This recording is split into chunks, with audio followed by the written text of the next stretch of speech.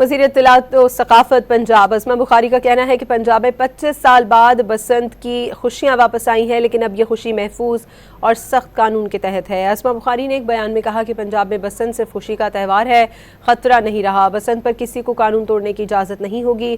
18 سال سے کم عمر بچے پتنگ نہیں اڑا سکتے۔ دھات یا کیمیکل ڈور کے استعمال یا بیچنے پر 3 سے 5 سال قید اور 20 لاکھ روپے جرمانہ ہوگا۔ بچوں کی جانب سے پتنگ بازی ایکٹ کی پہلی خلاف ورزی پر 50,000، دوسری بار 1 لاکھ جرمانہ ہوگا۔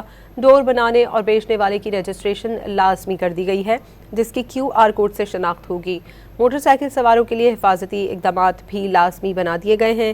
صوبے میں بائک چلانے والے کم عمر بچوں کو لیگل کور دینے کے لیے قانون سازی کی جائے گی۔ وزیر اطلاعات و ثقافت پنجاب اسما بخاری نے کہا ہے کہ پنجاب میں 25 سال بعد بسنت کی خوشیاں واپس آئی ہیں۔